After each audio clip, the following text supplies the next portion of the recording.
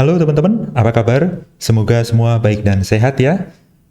Pernahkah teman-teman merasa bosan dengan komputer yang dipakai saat ini? Mungkin karena sudah bertahun-tahun dipakai dan tampilannya begitu-begitu aja. Atau mungkin teman-teman lebih senang menggunakan tablet atau ponsel daripada menggunakan komputer? Tentu saja karena kepraktisan sistem ponsel dan tablet dengan antar muka yang user-friendly. Tenang teman-teman, rasanya kita bisa membuat semuanya jauh lebih menarik, yaitu dengan menginstal Android di komputer teman-teman. Jadi teman-teman bisa merasa lebih familiar dalam bekerja di komputer, di samping tentu saja mendapatkan user interface yang sama seperti di ponsel ataupun di tablet Android. Bonusnya, teman-teman bisa menginstal game dan aplikasi-aplikasi favorit ponsel dan tablet di komputer teman-teman. Dan menggunakannya dengan mudah karena kita bisa menggunakan keyboard dan mouse dari komputer. Jadi pada video kali ini, kita akan mencoba menggunakan Android di komputer. Dan tidak usah khawatir teman-teman, karena semuanya jauh lebih mudah sekarang.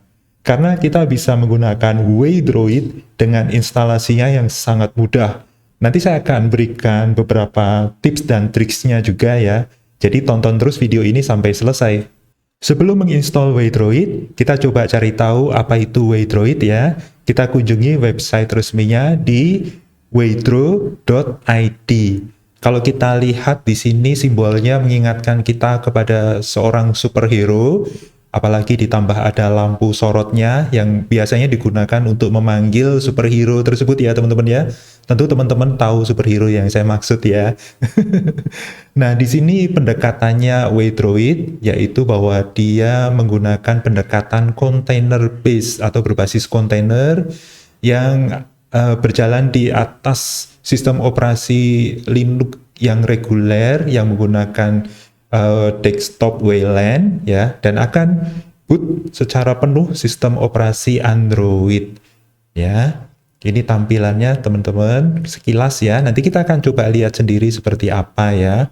Di sini disebutkan juga bahwa fitur utama dari Waydroid ini adalah dia menggunakan namespace dari Linux ya. Contohnya user, PID, UTS, net, mount, IPC ya. Jadi ini sepertinya sih kompatibilitasnya bagus sekali ya. Dan di sini menggunakan binder interface ya. Dan kalau kita lihat di sini teman-teman, ini adalah fitur yang saya suka sekali yaitu free dan open source. Jadi teman-teman juga bisa menggunakannya tanpa mengeluarkan biaya apapun dan bisa mempelajari source code-nya ya teman-teman ya. Di sini juga disebutkan bahwa ini aplikasinya terintegrasi secara penuh di sistem operasi Linux kita, di desktop kita. Nanti kita akan lihat seperti apa ya teman-teman ya. Dan ini ada dua fitur yang menurut saya keren banget sih, yaitu multi-window mode dan full UI mode. Jadi nanti teman-teman bisa beralih dari dua mode ini ya teman-teman ya. Kalau kita menggunakan full UI mode, ini akan menggunakan seluruh screen kita. Jadi seperti kita menjalankan Android bener-bener ya, dengan screen yang besar ya, sesuai dengan display yang digunakan teman-teman ya. Kalau saya menggunakan 27 inch ya, nanti akan memanfaatkan 27 inch itu semuanya ya. Nah, ini bagusnya adalah untuk entertainment dan juga untuk main game, ini sangat menyenangkan dengan screen yang sedemikian besarnya. Sedangkan kalau multi window mode, ini nanti setiap aplikasi itu akan dijalankan dalam mode window sesuai ukuran ponsel ya. Jadi kecil-kecil gitu. Lucu sih, nanti kita akan coba bentuknya seperti apa ya. Dan ini disebutkan juga bahwa performanya itu mendekati atau natif ya, mendekati natif dari ponsel ya. Jadi kita nggak usah khawatir nge-lag atau lambat ya, karena ini mendekati performanya seperti kalau aplikasi itu dijalankan di ponsel. Dan ini memiliki komunitas yang aktif, jadi jangan khawatir kalau ada masalah karena kita bisa bertanya-tanya atau mencari solusinya dari komunitas teman-teman. Nah, ini tampilannya di mana nanti aplikasi-aplikasi Android itu bisa ngeblend ya di desktop dari komputer kita, dan kita bisa menginstal aplikasi-aplikasi favorit dari ponsel atau tablet kita di komputer kita ya. Dan ini disebutkan juga bahwa Android image-nya yang digunakan adalah berbasis dari Lineage OS. Dulu saya sebenarnya sudah pernah mencoba ya Wandroid dan Lineage OS, tapi dulu sekali itu masih belum stabil, masih sering crash. Tapi kalau saya lihat yang sekarang ini sudah jauh lebih stabil ya. Nanti kita akan lihat sekalian kita coba-coba ya teman-teman ya. Nah ini juga ada cara untuk instalasinya, kita coba lihat di sini. Ini ada beberapa operating system yang didukung dengan lancar ya. Jadi ada Arch Linux, ada Postmarket OS, ada Zorin OS, Sailfish OS, Fedora. Nah, Fedoranya sendiri juga ada Silverblue dan Kinoite ya. Kemudian juga ada OpenSUSE, ada Kiss Linux, ada Void Linux, dan yang saya pakai di sini adalah Ubuntu ya teman-teman ya. Ini di sini disebutkan bahwa Ubuntu kita harus menggunakan sesi Wayland ya. Jadi teman-teman nanti kalau boot atau login ke Ubuntunya pastikan menggunakan yang Ubuntu desktop atau Wayland ya. Atau ada dalam kurung Wayland. Tetapi jangan yang Xorg ya teman-teman ya, karena kalau Xorg tidak bisa jalan. Ini adalah cara instalasinya sesimpel ini untuk Ubuntu. Dan saya sudah membuat catatannya ya teman-teman ya. Ini nanti akan saya post di GitHub. Jadi nanti untuk teman-teman yang menggunakan Ubuntu bisa melihat catatan ringkasannya di sini. Jadi ini catatan yang pertama adalah bahwa ini kita menggunakan desktop Wayland. Jadi kalau teman-teman belum masuk ke desktop Wayland, nanti log out dulu dan pilih yang Wayland atau yang Ubuntu saja. Jadi tulisannya Ubuntu gitu ya. Kemudian kita akan mencoba install dari repository aja, karena ini aman ya teman-teman ya, sudah ada di repository Ubuntu. Kemudian pada saat inisialisasi Wandroid, nanti ada beberapa hal yang perlu kita lakukan, yaitu memilih GAP. Ini adalah Google App Store ya teman-teman ya. Jadi nanti pilih yang GAP, jangan yang vanilla. Sebenarnya vanilla itu nggak apa-apa juga sih, tapi nanti kita akan kesulitan ketika menginstal aplikasi-aplikasi yang lain teman-teman. Untungnya menggunakan vanilla adalah kita nggak perlu register ini ke Google. Jadi kita bisa menggunakan F-Droid ya, ini saya catat. Instalasinya menggunakan F-Droid, jadi nanti teman-teman kalau memilih menggunakan vanilla, maka harus mendownload F-Droid dan nanti di situ akan banyak aplikasi-aplikasi yang bisa diinstal ya. Tetapi saya menyarankan tetap menggunakan GAP atau menggunakan Google App Store ya teman-teman ya. Karena pilihan aplikasinya jauh lebih banyak dan itu lebih familiar seperti yang kita gunakan di ponsel. Nah, ketika kita memilih GAP, maka kita harus mendaftarkan ID dari Android device kita ya teman-teman ya. Nah ini untuk cara install Wayland dan kita lihat juga di etc GDM3 custom conf ini pastikan bahwa Wayland enable-nya true ya. Jadi nanti setiap kali kita booting atau kita logout dan login lagi maka kita sudah memilih yang Wayland. Kemudian untuk cara merestart GDM itu bisa menggunakan sudo systemctl restart GDM3. Nah, untuk cara menginstal Ubuntu gampang banget, teman-teman. Kalau belum memiliki utility CA certificate, maka diinstal dulu. Kemudian kita tinggal ambil sertifikatnya. Kemudian kita tinggal install dengan sudo apt install Wandroid. Itu aja, teman-teman. Sesimpel itu. Dan ketika itu sudah diinstal, nanti teman-teman ketika menjalankan Wandroid pertama kali pasti Google Play Store-nya akan berisik karena dia akan menyebutkan bahwa belum didaftarkan di Google Play Store ya. Itu karena ID-nya belum didaftarkan atau belum tersertifikasi device-nya. Nah, untuk membuat sertifikasinya gampang banget teman-teman. Nanti teman-teman tinggal menjalankan di sini contohnya ya. Masuk ke shell-nya dari Wandroid. Jadi tinggal sudo Wandroid shell.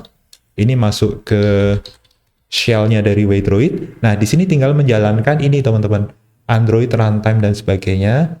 Nah, nanti ketika ini dijalankan, ini nanti akan mendapatkan ID dari device.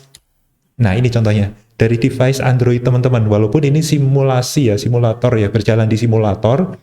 Nah, ini tetap ada ID-nya ya. Nah, ID-nya ini yang nanti akan dimasukkan di sini teman-teman. Jadi contohnya di sini kita kunjungi website untuk meregistrasi ID kita. Nah, ini nanti kita masukkan di sini, teman-teman. Nah, nanti ID-nya tadi dimasukkan. Jadi ini ID-nya ini kita masukkan. Nah, nanti tinggal klik I'm not a robot, kemudian daftar, kemudian nanti ID dari teman-teman itu akan muncul di sini. Ini contohnya saya sudah memiliki 2 device yang terdaftar atas nama account Google saya, teman-teman ya. Oke teman-teman, seperti itu cara instalasinya, dan ketika instalasinya berhasil, maka teman-teman sudah akan mendapatkan Waydroid seperti ini, teman-teman. Nah, ini dalam mode full UI, jadi semua screen-nya akan menampilkan Android kita, teman-teman. Nanti ketika teman-teman pertama kali menjalankan Waydroid ini, maka akan muncul icon cuma seperti ini ya, teman-teman ya. Ada Play Store-nya di sini ya. Kalau saya sudah diregistrasi sertifikatnya, maka ini sudah bisa menjalankan Play Store-nya.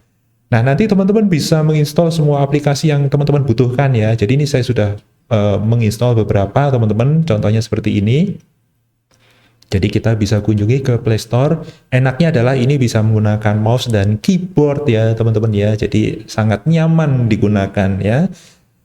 Coba kita klik Google Maps. Nah, ini saya belum install Google Map, contohnya saya akan install, tinggal begitu aja teman-teman. Seperti kita menginstal aplikasi-aplikasi di ponsel atau tablet kita ya, semudah itu teman-teman. Ya.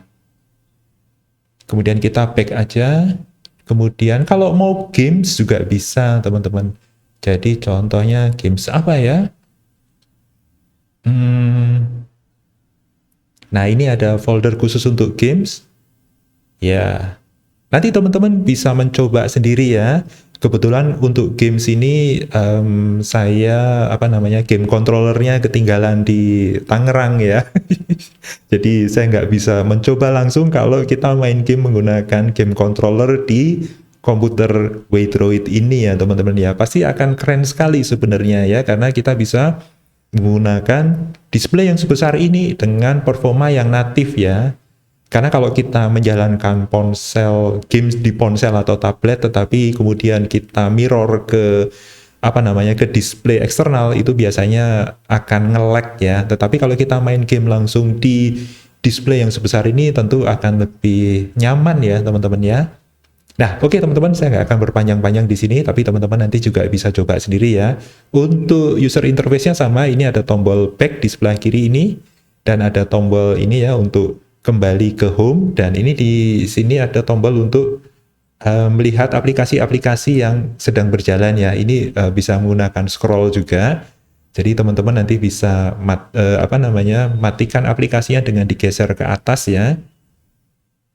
Jadi mirip seperti Android beneran ya. Dan ketika kita shutdown komputer, posisi terakhirnya ya pada saat terakhir dimatikan itu ya. Jadi ada beberapa aplikasi yang masih belum dimatikan, masih aktif, maka tetap akan muncul ya teman-teman ya. Oke, kemudian kita lihat aplikasi-aplikasi yang lain di sini. Contohnya untuk Gmail ya, Gmail. Nah, ini tetap bisa diakses ya teman-teman ya. Kemudian Canva. Nah, ini saya juga sudah install Canva. Teman-teman kalau biasa menggunakan Canva untuk editor video, foto, dan sebagainya untuk presentasi, bahkan untuk mengedit website ya, katanya ini Canva cukup powerful juga untuk membuat website. Saya sendiri belum mencoba ya, tetapi kalau kita menjalankan Canva ini di komputer dengan Waydroid, tampilannya lebih keren ya, karena ini besar sekali. Coba kita bayangkan kalau ini dijalankan dari ponsel atau dari tablet ya, yang ukurannya tidak sebesar kalau kita menggunakan layar display besar dari komputer teman-teman. Jadi teman-teman nanti bisa coba menggunakan Canva misalnya. Bahkan kalau kita mau menjalankan WhatsApp juga bisa teman-teman. Ini kebetulan saya belum koneksikan ke nomor HP saya ya teman-teman ya. Tapi teman-teman nanti bisa lakukan. Ini untuk WhatsApp, untuk Canva, untuk email juga ada. Nah, ini sayangnya teman-teman, ada catatan yang perlu saya sampaikan bahwa kita ketika menggunakan DeepSeek dan ChatGPT yang membutuhkan login dengan Google, ini ternyata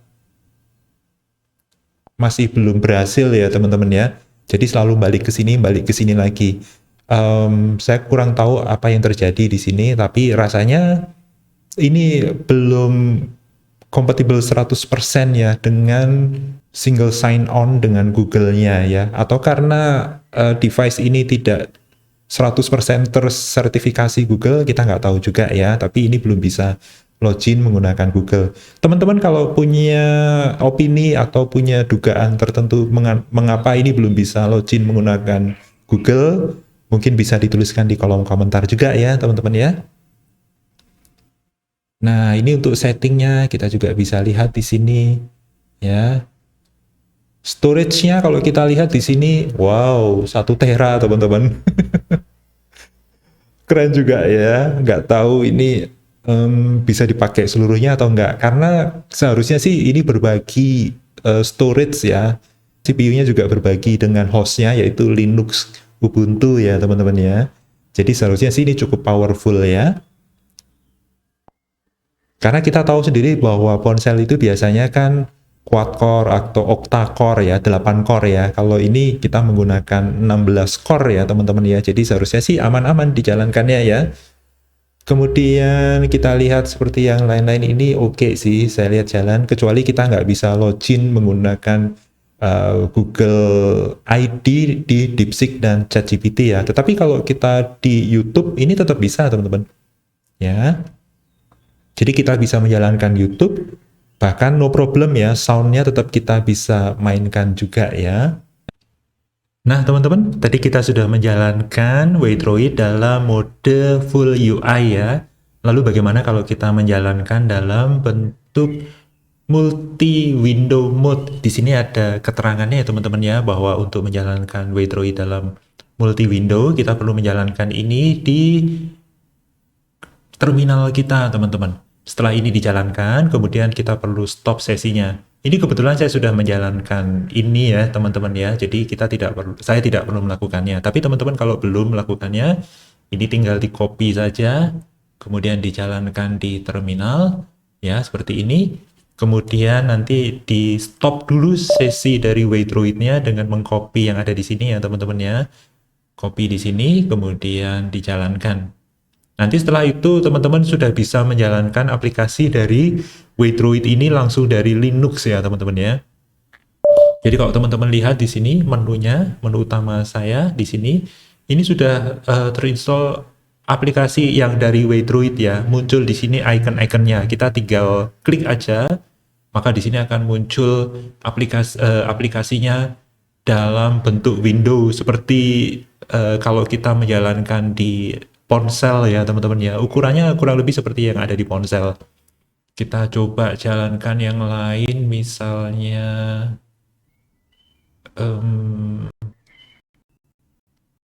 apa ya tadi ya, Canva, mana Canva?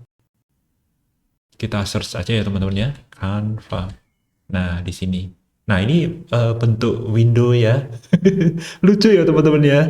Ini bisa diperbesar sedikit ya ukurannya. Nah, tapi tidak bisa melebar sih. Oh bisa melebar teman-teman. Oh, wah keren teman-teman. Jadi ini dalam bentuk window. Jadi teman-teman bisa membuka beberapa aplikasi sekaligus ya dari sini juga. Nah ini kalau ukurannya diperbesar seperti ini jadi lebih mudah bekerjanya ya teman-teman ya. Dibanding kalau kita bekerja langsung dari ponsel yang ukuran layarnya kecil ya. Coba kita lihat yang lain ya. Yang lain itu apa?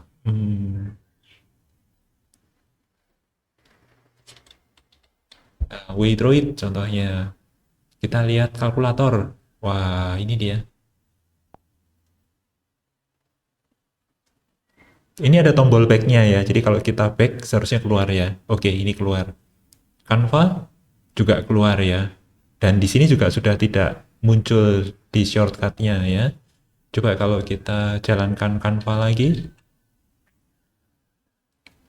Nah, ukurannya masih sesuai dengan ukuran terakhir kita buka ya teman-teman ya. Jadi kalau kita perkecil, maka nanti ukuran terakhir yang akan digunakan ketika kita menjalankannya lagi, teman-teman. Keren ya, teman-teman ya. Nah, tentu teman-teman bertanya-tanya dong, untuk apa sih kita menggunakan aplikasi Android di komputer kita gitu ya? Bukannya di komputer itu udah lengkap aplikasinya, ya. Nah, teman-teman mungkin senang menggunakan aplikasi Android, bahkan game-game Android. Nah, itu bisa menjadi apa namanya, lebih asik ketika kita jalankan di komputer ya, teman-teman ya. Karena ada beberapa aplikasi yang natifnya itu di ponsel, ketika kita jalankan di komputer kadang-kadang jadi nggak seru ya. Contohnya seperti Instagram, bahkan Facebook ya. Saya menggunakan Facebook di komputer itu kadang-kadang scrollnya tidak apa namanya, tidak asik kalau kita menjalankan di ponsel ya, teman-teman ya. Kita menggunakan Waytroid ini juga bisa ketika kita ingin menambahkan device untuk akun yang berbeda. Jadi contohnya teman-teman memiliki beberapa akun email atau sosial media, tetapi tidak ingin mengotori yang di ponsel atau tablet teman-teman ya. Jadi teman-teman seolah-olah memiliki device khusus di komputer ini yang memang dijalankan untuk akun-akun yang memang untuk tujuan khusus ya. Misalnya kalau anak-anak muda kan biasanya stalking ya. Jadi menggunakan apa, akun rahasia gitu ya teman-teman ya, itu bisa dilakukan juga ya. Atau untuk teman-teman developer biasanya kalau membutuhkan tester untuk aplikasi mobile apps-nya, maka bisa menggunakan Waytroid ini. Jadi nanti para tester untuk ngetes aplikasinya itu bisa menggunakan Waytroid ya. Dan kalau untuk ngetes aplikasi yang kita curigai, ini mungkin bisa menjadi sandbox ya. Saya nggak yakin apakah ini bisa digunakan untuk sandbox atau tidak ya. Jadi contohnya ada aplikasi yang mencurigakan gitu ya, yang kira-kira mungkin berbahaya, maka teman-teman bisa menginstalnya di Waytroid ya, tidak di ponsel resminya teman-teman ya. Jadi kalau teman-teman punya dua ponsel yang biasa digunakan untuk bekerja dan untuk hidup, ya jangan menggunakan itu ketika menggunakan aplikasi-aplikasi yang berbahaya gitu ya teman-teman ya. Atau teman-teman memiliki ide-ide lain penggunaannya ya, selain untuk yang sudah saya sebutkan tadi, mungkin teman-teman mungkin ada ide menggunakan Waytroid untuk apa, boleh dicantumkan di kolom komentar ya teman-teman ya. Tentu akan sangat menarik kalau kita utilisasi Waytroid ini secara maksimal ya teman-teman ya. Oke, sementara ini dulu videonya teman-teman. Semoga teman-teman suka dan ini menjadi ide-ide bagi teman-teman juga. Dan jangan lupa subscribe jika belum, share kepada teman-teman yang lain, siapa tahu mereka membutuhkan. Sampai jumpa di video selanjutnya yang tidak kalah seru. Bye!